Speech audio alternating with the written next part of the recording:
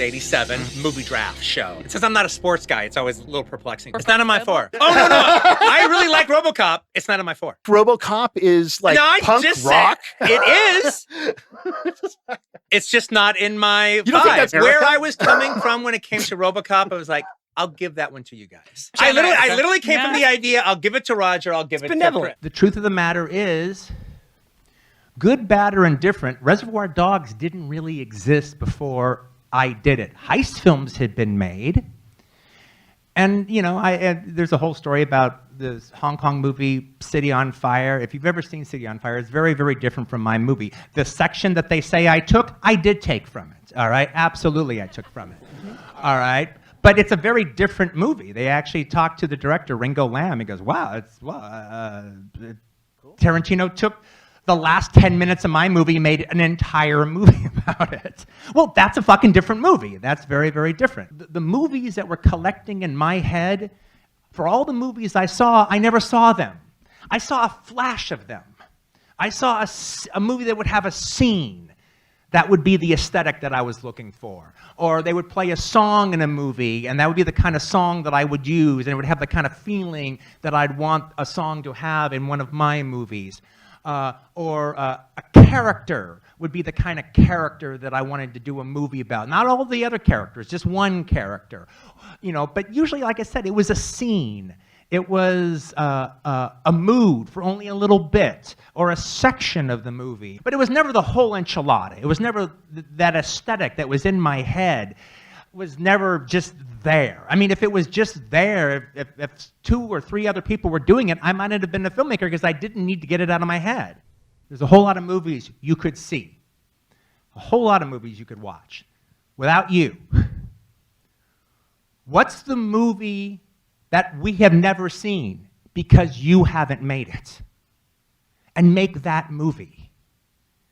Make the movie that it's the reason why you're going to be doing it. All right. Clive Barker's Hellraiser. Oh, good choice. That's a really good choice. No, that's a really good choice. I mean, yeah. But when you look at all the provocateur directors out there making stuff, like Paul Verhoeven making Flesh Plus Blood. Yeah. Or we can just keep going down. Catherine Bigelow doing Near Dark. You can come up with 6 or 7 provocateurs out there doing their, Adrian Lyne doing 9.5 Weeks. And they're all chastised for doing it. None of them find success. Except for Clive Barker. The film's a smash. This movie really kind of comic books, maybe. Horror film. Horror people knew him because of the Stephen King quote. Mm-hmm. Yeah. All right, but this really made his name. I think it's just, frankly, to tell you the truth, I think it's just one, he made a good movie, and New World knew how to sell it. Yeah. They knew how to push it. They knew how to sell it. They put Pinhead on the cover. It looked really fucking cool, and they probably just picked the right weekend. Now I have to tell you, to open it up. One of my favorite quotes I ever heard from a director was in the 80s in Filmmaker magazine. Clive Barker did an interview. It was like promoting, getting ready for Nightbreed to come out. Now, Nightbreed is not that great, and Lord of Illusion isn't that great.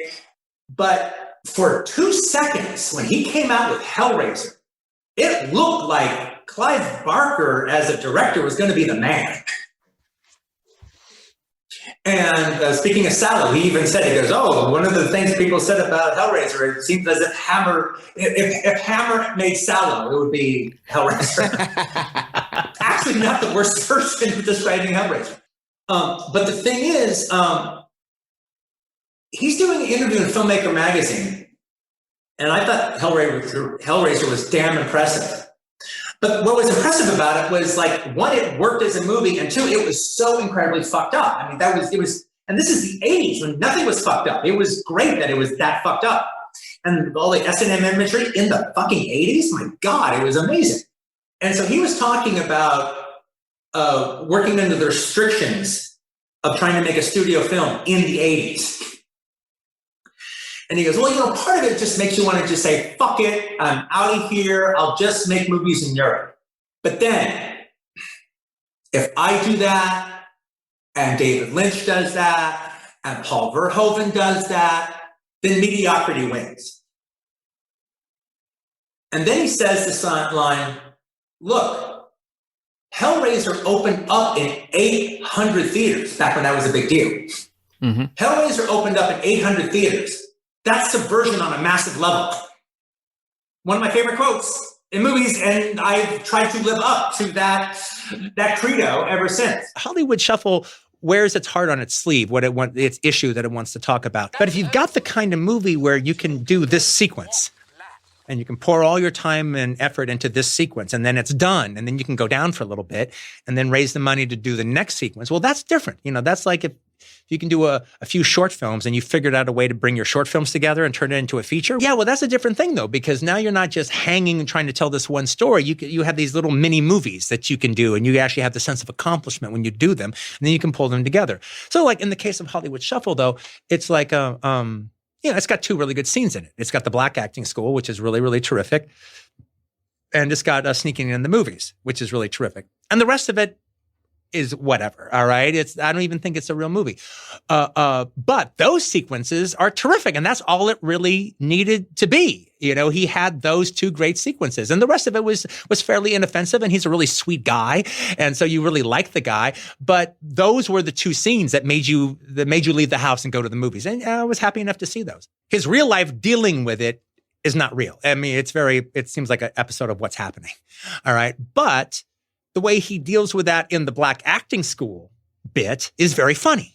See, that was, there's levels of wit and wisdom to what he says when he says it with satire, and it's also very funny, the sneaking in the movies. What's funny about that is the two street kids who love movies, but their interpretation of the movies as opposed to a Siskel or an Ebert. That's really, really funny. I mean, the modern day poignancy, Robert Towne doing what he's doing during the course of the day, I didn't buy that. And he might as well have been he might as well have been a Raj from What's Happening. All right. Sex. Great sex. Sex. Great sex. Sex. Great sex.